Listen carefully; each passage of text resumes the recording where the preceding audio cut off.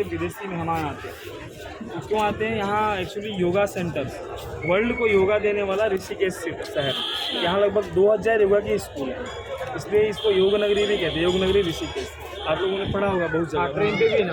हाँ, योग नगरी, यहाँ रेलवे स्टेशन का नाम ही योग नगरी है। अभी आप लोग सभी लोग आ गए ना।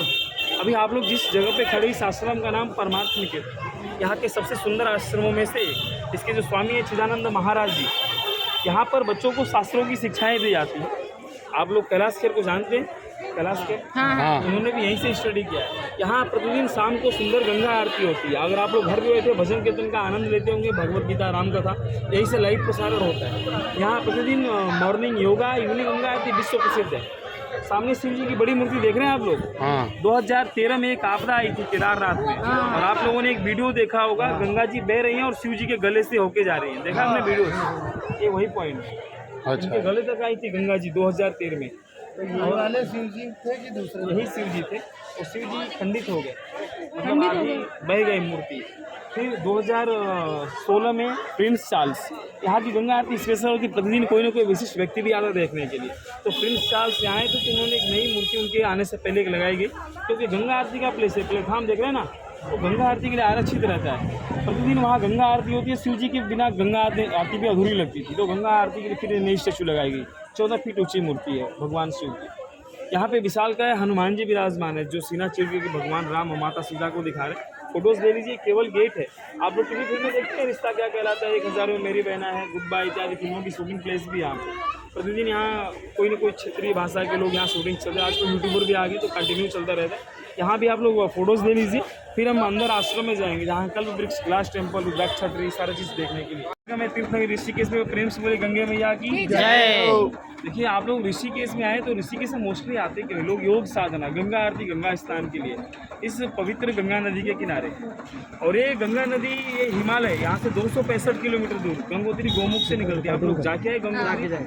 वहाँ से जब निकलती तो इनका नाम है भागीरथी, जिसमें 2 नदियाँ मिलती हैं, देवप्रयाग और कर्णप्रयाग, रुद्रप्रयाग में। मतलब 5 प्रयाग हैं यहाँ पे, लेकिन 2 प्रयाग मुख्यतः जहाँ पे नदियाँ मिलती तो इसका नाम भागीरथी से गंगा हो जाता है, देवप्रयाग। और यहाँ ऋषिकेश में हिमालय को छोड़ती है, हिमालय पर्वत, और ऋषिकेश में छोड़ती तो यहाँ पार करने के लिए इनको कुछ झूले पुल बनाए गए, जिससे आप चल के आए। अभी 4 साल पहले मैंने, इसका नाम है जानकी सेतु, सीता झूला। यहाँ से आपने अगला पुल भी देखा होगा, राम सेतु, राम झूला, उसका असली नाम है शिवानंद झूला। और यहाँ से 3 किलोमीटर आगे एक और ऐसा ही पुल, इसका नाम है लक्ष्मण झूला, जिससे अंग्रेजों ने बना था 1927 में, अभी बंद है। वहाँ एक नया झूला बन रहा है, जिसका नाम हनुमान जी का झूला रहेगा, जो शीशे का रहेगा। इन झूलाओं का नाम ही राम झूला, लक्ष्मण झूला। इसे राम जी ने बनाया भी नहीं है, उनके जमाने का भी नहीं है। भगवान राम चारों भाइयों के साथ त्रेता युग में इस हिमालय में तपस्या करने के लिए आए। उनको ब्रह्मत्या का दोष था, उन्होंने रावण का वध किया था, मेघनाथ का वध किया था, जिसके निवारण के लिए वो भगवान राम तपस्या करने के लिए आए। जहाँ लक्ष्मण जी ने तपस्या किया, उस जगह कहते तपोवन। अंग्रेजों ने जब पुल बनाया तो यहाँ के लोगों ने सोचा इस पुल का नाम क्या रखा जाए, तो वहीं लक्ष्मण जी ने तपस्या किया, तो यहाँ लोगों ने सोचा लक्ष्मण जी का झूला। बाद में 1985 में उत्तर प्रदेश सरकार ने जब झूला बनाया, शिवानंद झूला, तो यहाँ के लोगों ने सोचा ये बड़ा झूला हो गया, तो बड़े भाई के नाम पे होना चाहिए, राम झूला। अभी तक का सबसे बड़ा झूला पूरे उत्तराखंड में जानकी सेतु, क्योंकि हमारे हिंदू धर्म में माताओं को ऊंचा दर्जा दिया गया, इसलिए सबसे बड़े झूले का नाम माता जी के नाम पे जानकी। ये झूला केवल पुल है गंगा जी को पार करने का। ये गंगा जी 2 जिलों को बांटती है, नदी को उस पार ऋषिकेश का दूसरा जिला टिहरी गढ़वाल, और जैसी नदी आपने पार किया, इस जिले का नाम पौड़ी गढ़वाल। और इस जगह पे खड़े आप, इस ऋषिकेश शहर का स्वर्ग आश्रम एरिया है। स्वर्ग आश्रम क्योंकि यहाँ पांडवों ने द्वापर युग में आए, पांडव यहाँ विश्राम किया और यहीं से स्वर्ग की यात्रा, हिमालय की यात्रा की थी। आप लोग बद्रीनाथ गए? तो आज स्वर्गारोहणी आपने गए होंगे, देखते होंगे स्वर्गारोहणी के बारे में, भीमकुंड वगैरह देखे। पांडव फर्स्ट में महाभारत बीत जाने के बाद उधर आए, इधर विश्राम किया, और यहीं से हिमालय की पैदल यात्रा, स्वर्ग की यात्रा की, इसलिए इसको बोलते स्वर्ग आश्रम। यहाँ केवल पांडवों ने, उनके गुरु द्रोणाचार्य, उनके बारे में सुना, उन्होंने भी यहाँ पर तपस्या किया।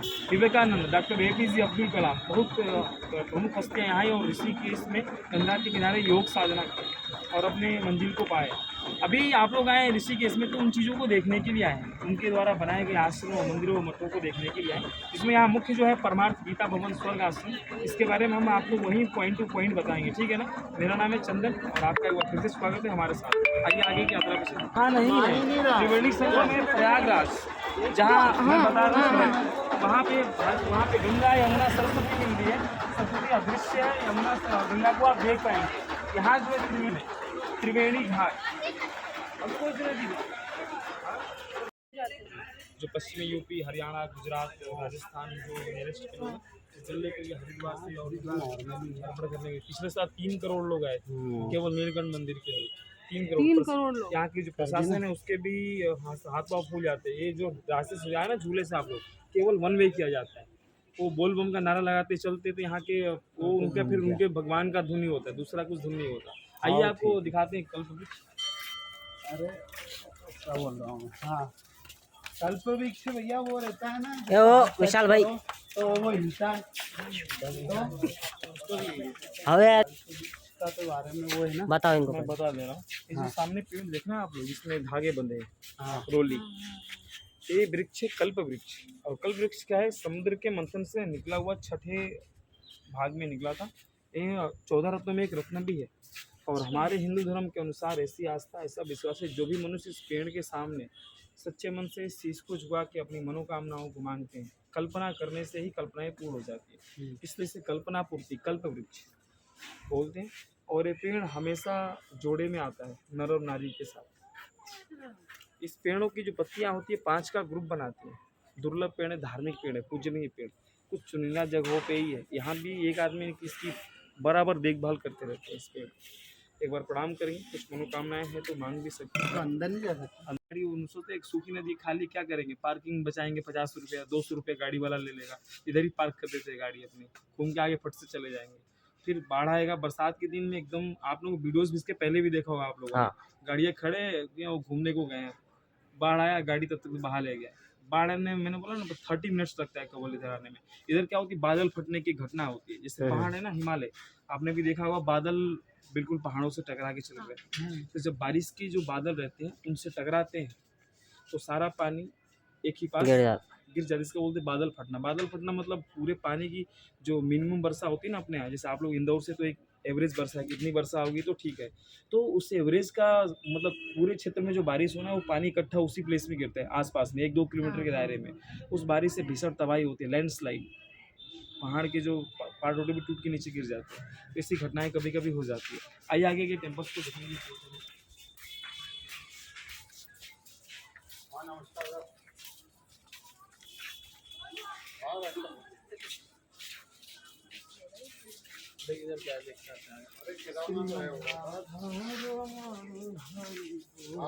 कल निकलेंगे आज ही आपको शीश महल दिखाते हैं। शीश महल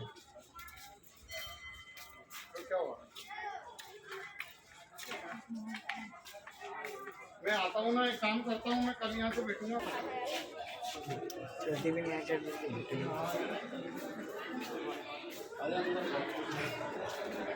चार धाम से आ रहे हैं आप लोग? हाँ।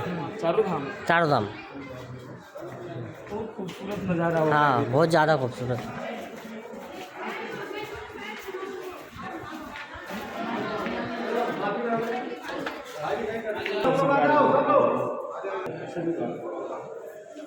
जिस व्यक्ति को ज्ञात ही नहीं कि वो क्या कर रहा है, भगवान शिव के बारे में आप लोगों ने बहुत सुना होगा। भगवान क्या चीज़ के भाव के भूखे हैं। भाव आपके अंदर भाव है, भाव से मार भी रहे तो एक्सेप्टेबल है।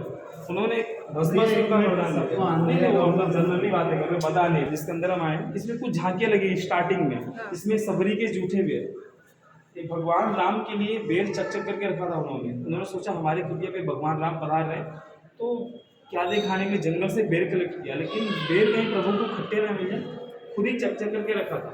जैसे देखते आइए क्या झांकी लगाएंगे। ये विदुर की पत्नी विदुरानी, जानते हैं आप लोग इस स्टेचू के बारे में?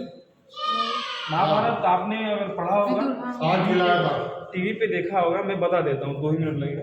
देखिए जो वाकया है भगवान श्री कृष्ण जब दोनों सेनाएं आमने सामने थी, कौरव और पांडवों की, एक भीषण युद्ध होना था, अपनों का नुकसान होगा। भगवान श्री कृष्ण एक संधि का प्रस्ताव लेके चले गए दुर्योधन के पास कि पांडवों को 5 गांव दे दीजिए, संधि कर लीजिए, युद्ध में तो किसी का नुकसान होगा, सबका नुकसान।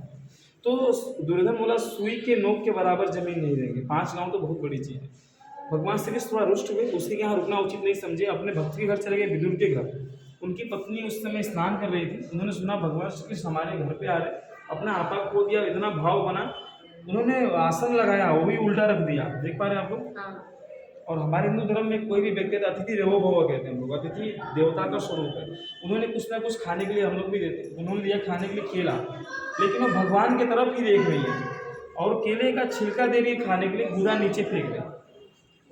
भगवान श्री कृष्ण केले का छिलका ही खाने लगे। उन्होंने सोचा कि इतनी भक्ति भावना से, इतने भाव से हमें दे रही हैं, अगर हम उनको बोल देंगे कि आप हमें केले का छिलका खिलाएं तो उनको लज्जा आ जाएगी, शर्मा जाएंगी। भगवान हमारे यहाँ हमसे अनर्थ हो गया।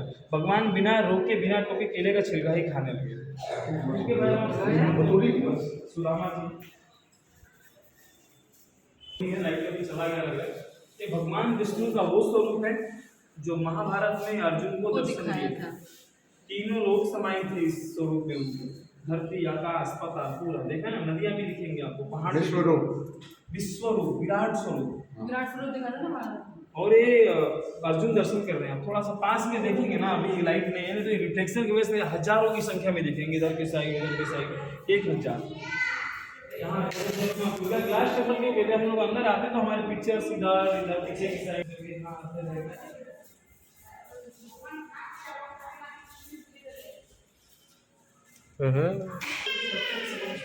सुना आपने, सब तेज कर। और जो शिव में भगवान राम माता जानकी और ये सुंदरता के प्रतीक भगवान श्री कृष्ण, इनके बारे में तो सभी जानते हैं। और साथ में राधा भी दर्शन करते हुए बाहर निकल जाएंगे।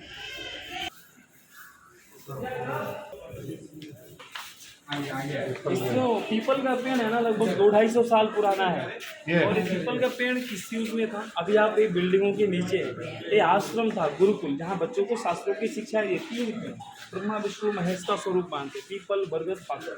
इसमें गणेश की आकृति देखने को मिलती 3 तरफ से। एक तो इधर देख रहे हैं ना, हाथी के मस्तक के जैसा ही दिखाई देता है, एकदम क्लियर। आइए दिखाता हूँ।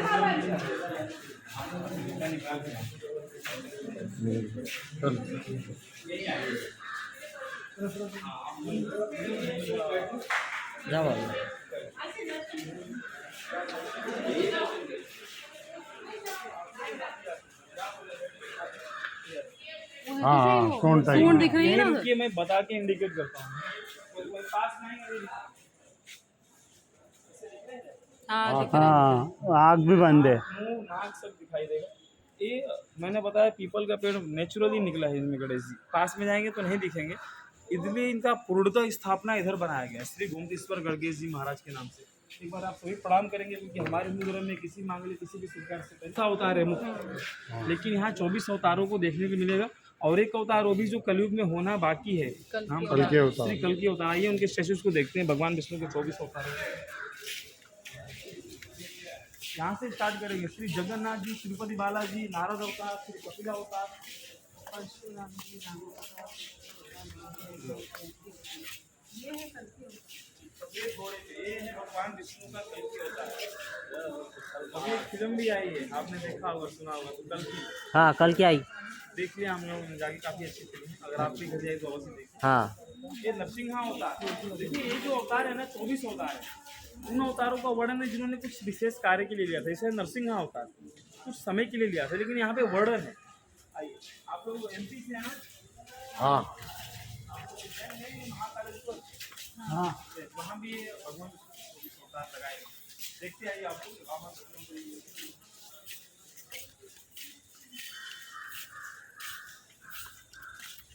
यहाँ से 9 प्लेनेट टेम्पल देखते हैं।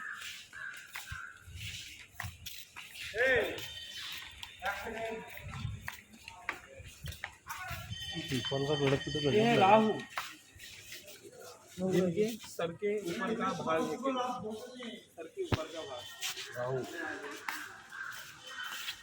यहाँ है शनि महाराज और ये केतु महाराज, जिनके सर के नीचे का भाग है। उनके बारे में आप लोग जानते हैं ना, ऐसा क्यों है? देखिए हमारे जीवन में बहुत ही विशेष स्थान रखते हैं। तो आपने कभी सुना होगा राहु काल चल रहा है आपका, तो बुरा स्थिति चलता है। हमारे जीवन में उतार चढ़ाव भी होते हैं। इतने प्रभावी इनके प्रभाव से भगवान राम नहीं बचे, स्वयं देवादिदेव महादेव नहीं बचे, और भगवान श्री कृष्ण में इनके प्रभाव से बचे नहीं है। इनकी उत्पत्ति ऐसे कैसे हुई? इनका सर नहीं है, उनका सर है केवल। आप लोगों ने, मैंने बताया समुद्र समुद्र मंथन जब हुआ था, देवता और दानवों ने मिलकर किया था। जब उसमें अमृत निकला तो देवता बोलते हैं हमको चाहिए, और दानव बोलते हैं हमको चाहिए, किसको दिया जाए? दोनों में महायुद्ध हुआ। जो अमृत था पात्र राक्षसों ने लेके भाग गए। भगवान विष्णु ने मोहिनी का अवतार लिया, बोला कि अमृत है तो सभी को मिलना चाहिए, बराबर बराबर मिलेगा, लाइन से बैठ जाइए। अपने उस मोहिनी अवतार से राक्षसों को भ्रमित करते, मोहित करते और देवताओं को अमृत का पान कराते। एक दिन इससे लगा हमें अमृत नहीं मिलेगा, उसने देवता का रूप लिया, उसकी पत्नी में बैठ गया। जैसे ही भगवान विष्णु ने अमृत छलकाया था, सूर्य जी ने बताया कि अनर्थ हो जाएगा। भगवान विष्णु ने बिना देरी के हुए सुदर्शन चक्र को चलाया, उसके गले को काट दिया। लेकिन अमृत चले जाने की वजह से दोनों भाग जीवित रहे, से बोलते राहु और केतु। अच्छा। हमारे हिंदू धर्म में दिनों की गणनाएं करते हैं ना, हाँ। सोम, बृहस्पति, मंगल, बुध, हाँ तो इन ग्रहों के नाम पे करते हैं। दो ग्रहों के नाम पे कोई दिन नहीं हो, जैसे राहु और केतु। ये वास्तु के हिसाब से बनाए गए, अलग अलग डायरेक्शन में इनकी, अलग अलग 9 दिशाओं में इनकी अपने दिशाओं के स्वामी, तो इनके अलग अलग दिशा में इनकी स्टैचू भी बनाई गई। अभी हम यहाँ पे देखने चलेंगे गार्डन में रुद्राक्ष का पेड़। रुद्राक्ष देखा है आप लोगों ने? हाँ। चलिए रुद्राक्ष का पेड़ फिर बाहर करें या फिर रास्ते में देखना है तो देख सकते हैं। नहीं, चलिए अभी मैं उसके चलो। बारे में बता देता हूँ। और एक स्फटिक मणि, आपको मैंने बताया, स्फटिक मणि देखने के लिए आप में से कोई रामेश्वरम गया है? हाँ आपने दर्शन किया इस स्फटिक मणि शिवलिंग का? मॉर्निंग में केवल ब्रह्म मुहूर्त में होता है वहाँ दर्शन। देखिए स्फटिक यहाँ का सबसे फेमस वस्तु भी है। आप लोग बद्रीनाथ, केदारनाथ गए, ऊपर पहाड़ों पे देखा बर्फीली चोटियाँ, बर्फ का पहाड़ पिघल के नीचे आता है, नदी अलकनंदा मंदाकिनी भागीरथी, गंगा में स्नान किया आप लोगों ने? हाँ। कैसा है जल यहाँ पे? बहुत ठंडा है। ऊपर का बर्फ का जल है, लेकिन वही बर्फ जो हजारों वर्षों से उन पहाड़ों से नीचे दबा हुआ है, पिघल नहीं पाता, नीचे अमोनिया ऑक्साइड से क्रिया करके ठोस रूप में जम जाता है। इससे बोलते हैं स्फटिक, रॉक क्रिस्टल, बर्फ का पत्थर, जिसे हमारे हिंदू धर्म में 84 रत्नों में सबसे पवित्र माना गया है। ऐसा मानते हैं इसमें लक्ष्मी देवी का वास, जिंदा पत्थर प्राण होता है। उसकी 3 ही वस्तुएं बनती हैं। सबसे पहला स्फटिक मणि शिवलिंग, इसकी प्रथम बार पूजा भगवान राम ने रामेश्वरम में की थी, लंका पे विजय प्राप्ति के लिए और अपने छोटे भाई लक्ष्मण जी को क्रोध से मुक्ति दिलाने के लिए। रामेश्वरम में उसका दर्शन केवल ब्रह्म मुहूर्त में होता है, लेकिन यहाँ स्फटिक निकलता है। मैंने आपको बताया हिमालय में स्फटिक निकलता है, तो यहाँ जगह जगह देखने के लिए 2 शिवलिंग यहाँ सबसे पवित्र, जिसका दर्शन 24 घंटे हो रहता है, आर पार दिखने वाला, और एक धुंधला जो आर पार नहीं वो दिखता। जम्मू में देखा हमने हाँ, स्फटिक रघुनाथ शिवलिंग। मंदिर में है। हाँ जम्मू में जम्मू रघुनाथ मंदिर में दूसरा हम देख के आए दर्शन, थे जी, अपन चले तो स्फटिक बहुत ही पवित्र एक बार पार दिखता है। आर पार दिखता है। फर्स्ट रामेश्वरम, दूसरा जम्मू, तीसरा ऋषिकेश में जगह जगह है। अच्छा। यहाँ 2 शिवलिंग देखने के लिए आप में से किसी को क्रोध गुस्सा अगर आता है तो अपना जो माथा है ना लगा के ओम नमः शिवाय बोल के दर्शन भी करेंगे। दूसरी उसकी वस्तु बनती है, सर ने बोला माला, जिसको लोग पहनते हैं, जिनको माइग्रेन समझते हैं आप लोग, तनाव, डिप्रेशन, चिड़चिड़ापन, अनावश्यक गुस्सा, जो धूप में नहीं चल सकते, वो लोग इस स्फटिक माले का धारण करते हैं। जो माइंड का वर्क करते हैं, डॉक्टर, इंजीनियर या जो शिक्षक है, वो लोग पहनते हैं। उसकी स्फटिक श्रीयंत्र जो सबसे स्पेशल तीसरी वस्तु होती है, स्फटिक श्रीयंत्र नाम सुना आप लोगों ने? लक्ष्मी जैसे धन वर्षांतर भी लोग बोलते हैं, घर में स्थापित करते हैं लोग, दुकान बिजनेस व्यापार करते तो घर में रखते हैं, दिशा दोष खत्म करने के लिए, वास्तु खत्म करने के लिए, लक्ष्मी के वृद्धि के लिए सबसे स्पेशल थिंग्स है उसका स्फटिक श्रीयंत्र। रुद्राक्ष का पेड़ आइए देखते हैं, और इसे सर्किल लेके और 9 ग्रहों का मंदिर देखते हैं। रुद्राक्ष के पेड़ के बारे में वही बताते हैं। तो यहाँ पर भी है वो उनका ले पानी दे तो। इन सभी ग्रहों के दो स्वामी सूर्य देवता है, शुक्र, शुक्र है ये इधर सूर्य देवता। बिहार में नाम सुना आपने, छठ पूजा होती है, हाँ। डूबते सूर्य को अर्घ्य दिया जाता है और उगते सूरज को अर्घ्य। सूर्य भगवान की एक 3 दिवसीय पूजा होती है, जिसमें बहुत ही विशेष महत्व होता है। सूर्य भगवान का इन सभी ग्रहों के स्वामी है, लेकिन हमारे हिंदू धर्म में सूर्य ग्रहण लगता है, आपने सुना है? चंद्र ग्रहण। आप लोग अगर सुना होगा, आप लोगों के जो आचार्य लोग बताते हैं सूर्य पे राहु की छाया है। हाँ सूर्य पे राहु की छाया, क्योंकि सूर्य ने बताया था अमृत पान के वजह से, तो उन्होंने श्राप दिया कि साल में अगर आपकी वजह से हमें 2 भाग में काटा गया है, तो हम आपको साल में 2 बार काटेंगे। इसमें सूर्य ग्रहण की दशा होती है, भौगोलिक घटना है। विज्ञान के माने तो सूर्य चंद्रमा एक पृथ्वी के आ जाने की। आइए रुद्राक्ष का पेड़ देखते हैं।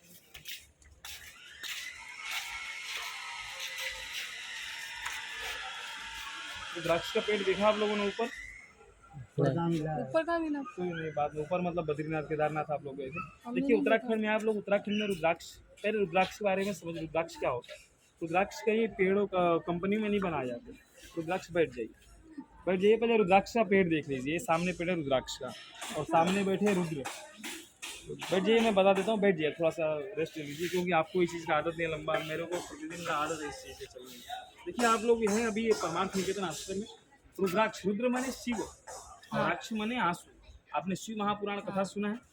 शिव महापुराण में लिखा गया है, भगवान शिव जब 1000 वर्षों तक मानव कल्याण तो योग साधना में लीन थे, उसके पश्चात जब नेत्र को खोला तो नेत्र से कुछ आंसू के बूंद जमीन पे गिरे, जिससे इस पेड़ को तोड़ दिया, जो केवल 3 ही जगहों पर फैला हुआ है हमारे भारत उत्तराखंड में, सेकेंड नेपाल में और तीसरा इंडोनेशिया। लेकिन इस रुद्राक्ष का महत्व क्या है, इसके फल से है। इसके ऊपर जो फल आते हैं 1 से 14 मुखी, मुखी समझते हैं आप लोग? हाँ। रुद्राक्ष पे जितना लाइन रहते हैं ना उसको उतना मुख बोल। नेपाल में 1 से 16 मुख और इंडोनेशिया में 1 से 21 मुखी तक पाए जाते हैं। लेकिन भारत में या फिर कहीं भी हर साल 2 से 14 मुखी ही आते हैं पेड़ पे। एक मुखी बहुत दुर्लभ होता है। 12 वर्ष पे एक पेड़ पे एक ही बार आता है 12 एक साल बार गोल वाला, इसलिए उसे काफी दुर्लभ, उसे भगवान शिव का तीसरा नेत्र माना गया है। और शिव महापुराण में लिखा गया एक मुख्य रुद्राक्ष का दर्शन करना 12 ज्योतिर्लिंगों का दर्शन करना 1000 मंदिरों के दर्शन के बराबर ही पुण्य देता है। इसलिए उसके दर्शन मात्र से मनुष्य के जाने जन्म किए गलती पाप नष्ट आदि धुल जाती है। ये पेड़ है, एक मुख्य रुद्राक्ष है।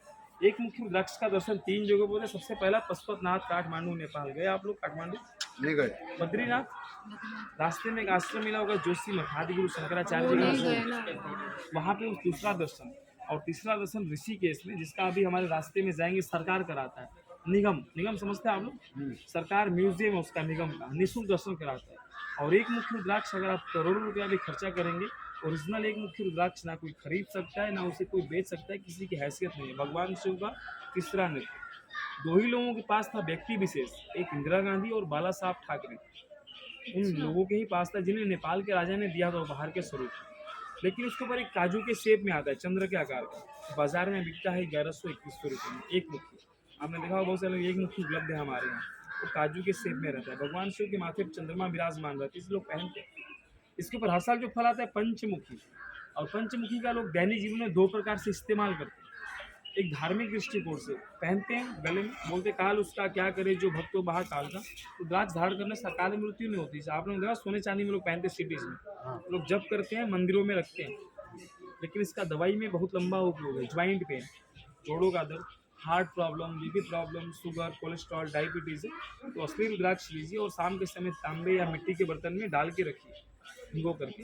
उसको सुबह खाली पेट उस जल का सेवन कीजिए। कई सारे आयुर्वेद चलो इसके ऊपर रिसर्च किया, 100% इसको रामबाण इलाज माना गया हार्ट प्रॉब्लम के लिए, ज्वाइंट प्रॉब्लम के लिए, ब्लड प्रेशर, लो हाई बीपी के लिए।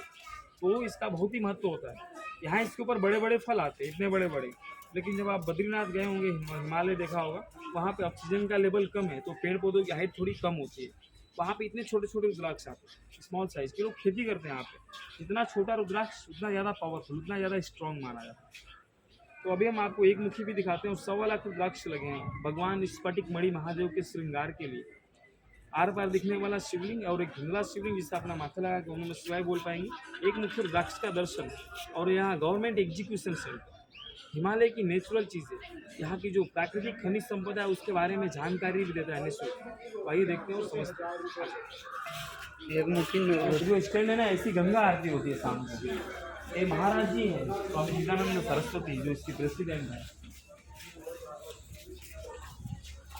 लोग यहाँ योगा सीखने समझने के लिए आते हैं। आप रघुनाथ मंदिर में ऐसा शिवलिंग देखा आपने, ट्रांसपेरेंट यही वाला स्फटिक।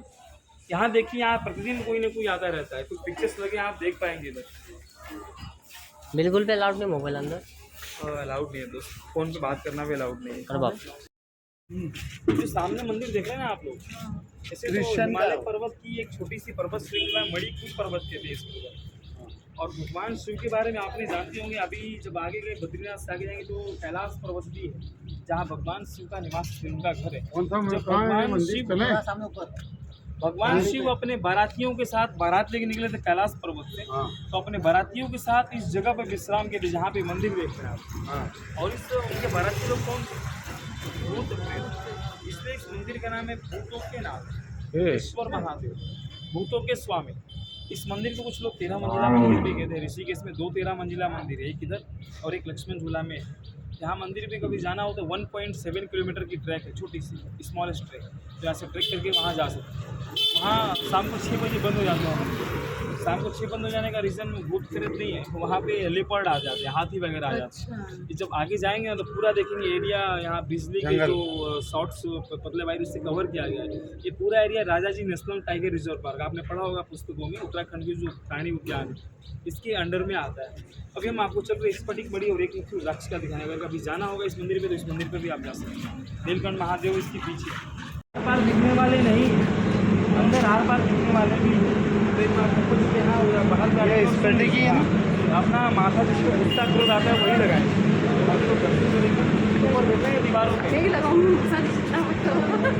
हाँ, ऊपर सवा लाख रुद्राक्ष लगे हुए हैं। हाँ यहाँ विशेष दर्शन एक लगा हुआ है। यहाँ ये रख सकती है। वो तुम भी लगा लो, क्या लगाना है? तुमको भी गुस्सा बहुत आता है। देखो सुनो इनकी बात तो पहले सुनो। सुन लीजिए, ये ऊपर पंचमुखी रुद्राक्ष है। आपने बाजार में देखा होगा ग्रीन कलर के रुद्राक्ष बेच रहे होंगे, ग्रीन कलर के। आपने बाजार में देखा कुछ लोग ग्रीन कलर के रुद्राक्ष तो दे मुखी रहे मतलब ऐसे लाइन ही रहती है हैं। उसमें। बता रहा हूँ, ये पंचमुखी रुद्राक्ष जिसको बोलते हैं भद्राक्ष, कच्चा फल। हाँ ये लाइन देख रहे हैं आप, हाँ ये रुद्राक्ष के ऊपर ये जितनी लाइन अच्छा। उतने उसे उतना मुख। एक वो एक मुखी ये भी है जो जैसे काजू के शेप में, अच्छा। वो बेचने के लिए रहता है 1100-2100 रुपये में। बट यहाँ विशेष दर्शन एक मुखी रुद्राक्ष जो केवल दर्शन के लिए गोल शेप में, ये उत्तरांचल रत्न निगम, ये सरकार की शाखा है जहाँ दर्शन प्राप्त एक मुखी रुद्राक्ष का दर्शन के साथ साथ जानकारी, किसी को रियल रुद्राक्ष इस पर्टिकुलर लेना है तो यहाँ लोग देते भी है, जरूरत तो ले सकते हैं। ये आस्था के केंद्र है, चारों धाम आपका कंप्लीट हुआ, जिसकी वजह से आप लोग इस उत्तराखंड में पधारे हुए हैं। थोड़ा देखिए लाइनिंग, दर्शन कीजिए इस पर्टिकुलर महादेव के। फिर हो गया तो ध्यान देंगे सर, फोन का इस्तेमाल नहीं करना है। फोन क्या है बाजार में कुछ आपको देखना है, बहुत सारी चीज़ें देखते हैं, अगर कोई लेना है तो ले लीजिएगा, देखते जाइएगा। बाजार से निकलेंगे 100 मीटर आगे रामचूड़ा। ओके, अभी के लिए जय श्री कृष्ण। जय श्री कृष्ण। जय श्री कृष्ण। धन्यवाद भाई साहब। डन। हो गया टाइम। बस राम झूला